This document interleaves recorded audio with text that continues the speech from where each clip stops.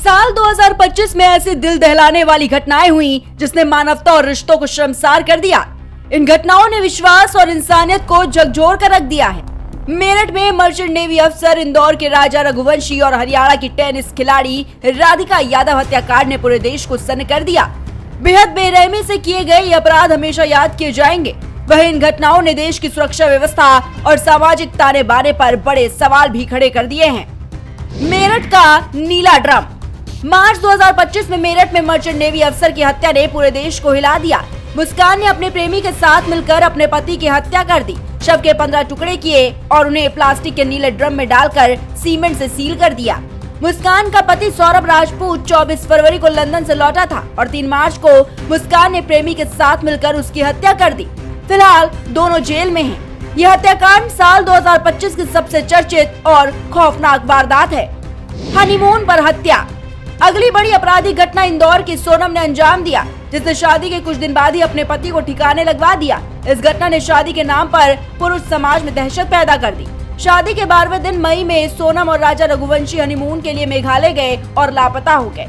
Search अभियान के दौरान राजा का शव मेघालय की गहरी खाई से बरामद हुआ तो सोनम यूपी के गाजीपुर में जिंदा मिली। पुलिस की जांच में पता चला कि सोनम ने अपने प्रेमी राज कुशवाहा के साथ मिलकर पूरी साजिश रची थी। अब दोनों पुलिस की गिरफ्त में हैं।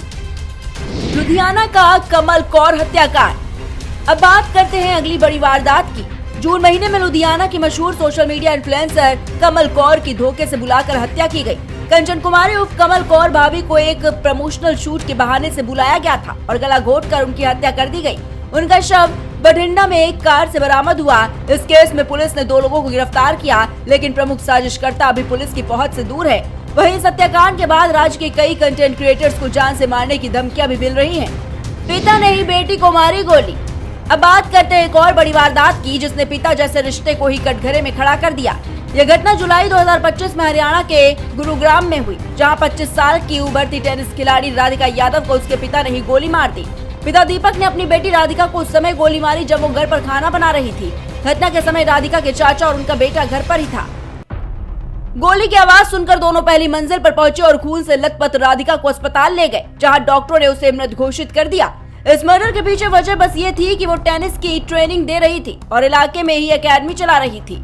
आसपास के लोग उसके कैरेक्टर पर सवाल उठाते थे, जो पिता को नागवार गुजरा। पिता ने राधिका से एकेडमी बंद करने को कहा, लेकिन जब बेटी नहीं मानी तो 3 गोलियां मारकर उसे मौत के घाट उतार दिया। सुंदर बच्चों से जलन में हत्या। अब बात करते हैं हरियाणा पानीपत में मासूमों की हत्या करने वाली साइको किलर की, जिसने खूबसूरत दिखने वाले बच्चे को अपना निशाना बनाया। अपने 4 बच्चों की हत्या की। उसने अपने मासूम बेटे को भी नहीं छोड़ा। बाकी 3 बच्चों में उसकी सगी भतीजियां शामिल हैं। इन हत्याओं का खुलासा तब हुआ जब एक पारिवारिक कार्यक्रम में 6 साल की विधि अचानक गायब हो गई। बहुत तलाश करने के बाद उसकी लाश एक पानी के टब में मिली। इस घटना से शादी के घर में हड़कंप मच गया। बच्ची के दादा ने इसे हादसा नहीं माना और हत्या की आशंका जाहिर की, जिस पर पुलिस ने मामले की गहराई से तहकीकात की। शादी में शामिल सभी महिलाओं से बात की, शादी के सभी वीडियोस देखे, जिसमें पुलिस को पता चला कि बच्ची और उसकी चाची पूनम एक ही समय में गायब हुई। सख्ती से पूछताछ करने पर पूनम ने अपना गुनाह कबूल कर लिया।